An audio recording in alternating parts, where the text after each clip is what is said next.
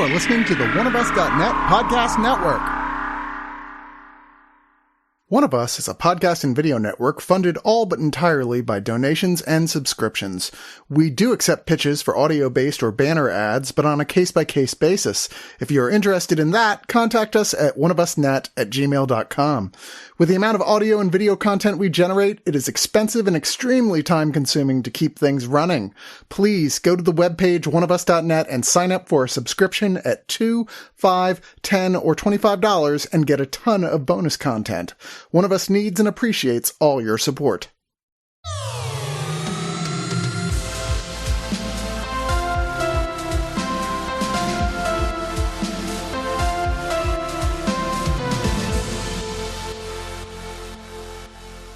Hi, and welcome to the Infestation coverage of Annecy Animation Film Festival 2026. I'm your host, Spider Mike, and I have here with me our guest, Maciek Kur, who came to review this movie based on very old opera. Yeah, so this movie is a very interesting one because this is a movie that has like 8 fucking names.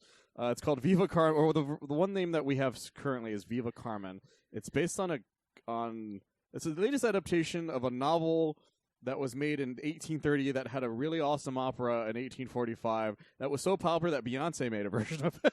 But this is the latest version of it. And if you have seen any trailers in the last 30 years, you by default at least know some of the songs because they are, it's like the Nutcrackers soundtrack.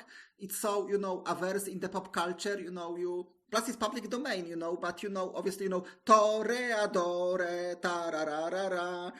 And the first one I also I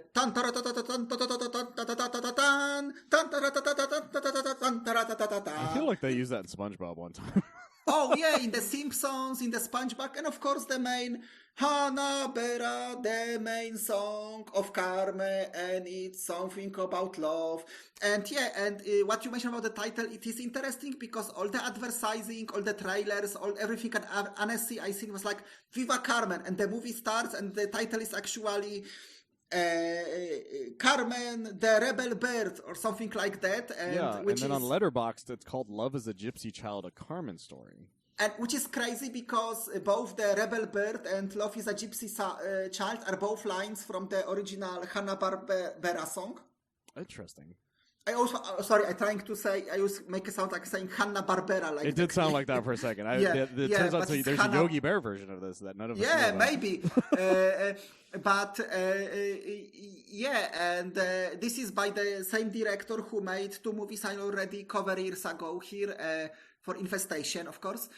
One is Girl Without Hands, which was this very, I have to mention this because it was like a very surreal movie. It was, one of those, it has very limited, it was based on an old fairy tale. It has very limited dialogue, but it was it has no background. It was almost like a fantasia-like. Okay. Then was with the Chicken for Linda, which was like a kids movie. And, which we did in fact cover, as you mentioned before. Yeah, a few years ago. And he has this very crazy art style that's almost, characters are like those paint blots almost, but they are, you can tell they are human. But how would you describe this style? The easiest way I would describe this style is it's almost like the middle ground of storyboard art and animation. Almost, because they're so it's so gorgeously done, but it's painted in a way that's missing detail, if that makes sense. But it's animated so fluidly that you don't care. I mean, one thing he loves to do, I notice, is that sometimes the lines will vanish from the characters for a few seconds and they will return. So it's like this. And this movie is, he's taking this art style to a new level because this is more of an adventure movie this time. And it's also a musical, but in a way it's also not because it's a very, I will say this up front, it makes some bizarre choices for the musical because the songs don't start until 40 minutes in. Really? And it has some cool musical numbers, but again, the first at least half hour, no songs. And I was thinking, oh, it was such a cool idea because, it was such a good idea to take all those, classic songs from this opera and make them into musical because his movie Chicken for Linda by the same director, it was also a musical. Only it was it has 3 songs, but I didn't really connect to anything. They were oh, you can easily cut it. Well, And I will say this, I actually seen the original opera years ago, and my one memory is that when the main song start, somebody actually yelled from the balcony, "Hey, can you give her bigger boobs?"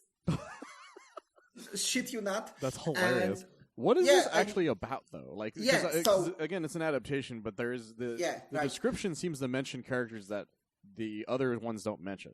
Yeah, so the original opera is basically just a love triangle. It's basically, this soldier is in love with this Romani woman. I mean, okay, I will say this upfront. The movie and the opera is always saying gypsy girl.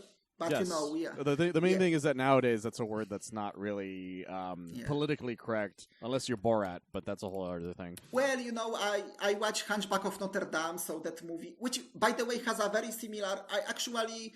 It's almost like the Hunchback if you cut out all the Quasimodo stuff and just stick to the love triangle between Esmeralda and, the priest, or the soldier. And priest guy, it's actually similar in structure to that love triangle. And only here the soldier is basically the Frollo character, I guess, because the original opera is just, and this is all here, that, this girl falls in love with this soldier, but what they add here, and later he becomes jealous and he gets, because she loves somebody else and he becomes, mad with envy, but here they add kids characters, which to me was a little bit strange. Okay, so this is the story from the children's point of view, which is like, well, the original is about lust and murder and, and it has a very dark ending. But, okay, this is called Viva Carmen, so I guess spoilers, because Viva means alive, but... that's just like Viva in general. Sometimes they say that, like, as like almost like a remembrance type of thing. But maybe she lives, maybe she don't, because the main character is Salva. He's like this little boy who travels around with this old man who is blind, and he's a knife sharpener. And the movie doesn't make it clear because he's like, if I sharpen your knife, I can tell you the future as I'm sharpening it. And because your knife can tell, it has like those visions.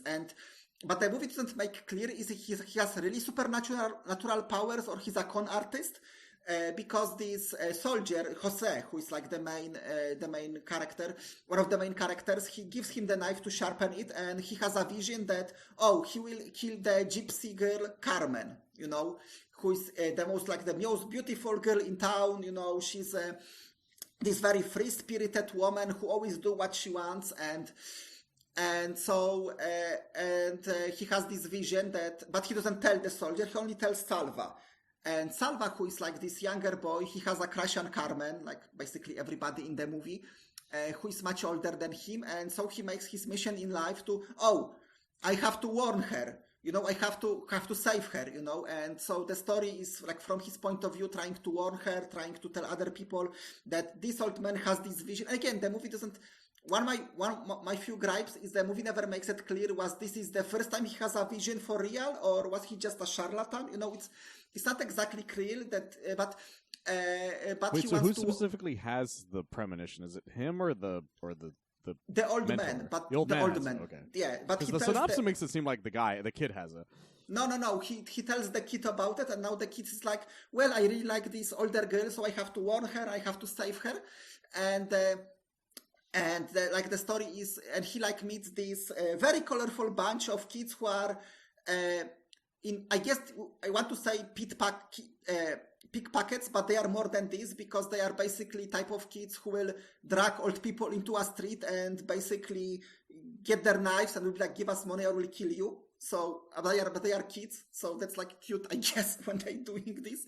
They are kid smugglers, and there is a girl who is like their leader. And she's a teenage girl named Belen, who is also friends with Carmen, because at one point Belen gets assaulted by a guy and Carmen saves her.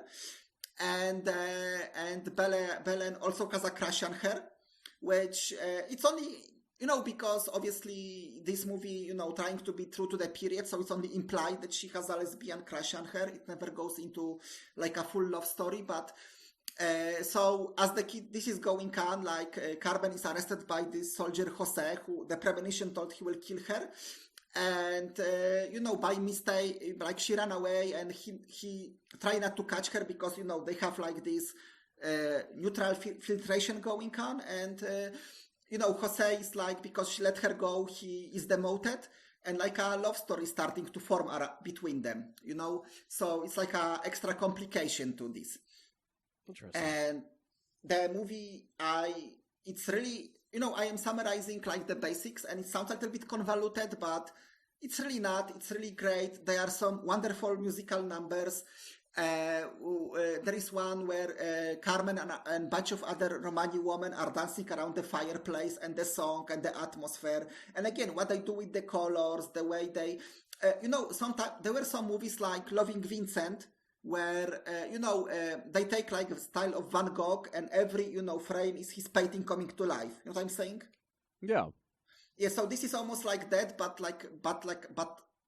it's not based on any actual painter, but it has this feeling. There are so many shots that are just feeling like watching paintings, and the music is great. The characters are great. One thing about this movie, and I mentioned this to you before we were recording. This movie can be very divisive, and it really depends on where you sit on some issues, I guess, or how do you are emotional towards them. Because no joking, I actually seen like people after this movie having like very heated conversation about it, and it's interesting enough, women. And yeah, because there's a plot point you mentioned to me off mic that is very much like, what is the opinion of that is very interesting. Yeah. I mean, I can mention this more or less what's going on, because again, it's like, it's not really. I can mention this, I think, because it's like the half of the movie. If you don't want any spoilers, you can skip maybe like 2-3 minutes. So basically, at one point, Carmen and bunch of Romani girls get arrested, and this general, who is like Jose's superior, and he's like this very older, like very mean character. He basically takes her aside and goes, well, I can set you free, but, I want something in return. And like he started, he basically, rape is coming, the animation gets really dark, the way he's touching her, like, oh my God. And so Jose attacks him, and we have this really great scene where, they basically gets to a fight, and Jose stabs him, and the guy dies. And Jose is like, oh shit, I killed my superior, now I will be a fugitive, Oh shit, Carmen, what I supposed to do? And Carmen basically reacts, oh, I don't want anything to do with you, because, you killed a person, and for me, killing somebody is the worst thing you can do. And, I don't want to know you, and she runs away. And after this scene, basically for the rest of the story, basically it's about, Jose getting more and more, demented. He basically wants to, possess her again, like, because this event turned him to the dark side, basically. And, the rest of the movie, they are treating Jose as the villain, which, he later does some very despicable things in this movie. But the thing that a lot of people comment on, that's like, yeah, I think she was, too harsh on him in that scene, because it's like, well, yeah, like, he killed a person, but like, he did it to save her from being raped. And, it's one of those things where, the way you stand on this, again, I just seen some conversation that start between women that start with like, oh, I think she was a little too harsh on him, and like, no, I think it was proper reaction. It starts like this, and then it turns into, oh, she was a bitch. No, he was an asshole. It's women's rights to, so, and people got into fights about it, literally. So it's a very wild, divisive thing, and so that's one of the reasons we were mentioning it, because we kind of want to warn the viewer if they end up watching this, even though there's no confirmation it'll be released in the U.S. anytime soon, because it's going to be released in French cinemas in October. But if you guys are going to want to know that there's going to be something that depending on your feelings, it really depends on what you're going to be thinking about Carmen in general throughout the film. So this is kind of wild. Because this is one of those things that can make, I understand that this is a scene that, can make you feel, just find her unlikable, and I understand both sides of the argument, but it's also interesting. Speaking of unlikable characters, in the original opera by Bizet, later she gets a love interest who is a matador. And what I find it, and in the opera, he's like this very, charming character. In fact, from what I remember, the song Toreador, blah, blah, blah, blah, it's about him. Like he's this very heroic, Prince Charming character, and this movie just make him this just an asshole, He's like this. Yeah, this is the guy who kills bulls. He's an asshole. The movie has some jokes at his expense, and I get it because in today's day and age, making a bullfighter your main hero's love interest is like, oh, my love interest is a whaler, or my love interest, do dog fighting, So I get it, like. Yeah, it's just wild that like thinking about that sort of thing. But basically the rest of the movie is like Jose plotting his revenge and like the kids, helping out. But also there is a lot of more about in this movie, a lot of more coming out. It's about the gypsy community. It's about how people come together. It's about like just exploring because it's set in the city of Seville and like exploring caves. And this movie has some really great tension. It has some really cool action scenes. Again, with the exception of what I just mentioned, and most of the characters are like really likable and fun. And again, it's one of those strange things because in a way I would say that it feels like a kids movie that only has like those few moments that are like very intense, but there is like no, I don't know, cursing in it or sex or anything, it's just like imply this stuff, that basically, the soldiers in the city and like people with power, basically like to abuse them to assault Romani women. But again, like if you see in the Hunchback of Notre Dame, it has a similar scene at one point. So, Yeah. It's just absolutely wild.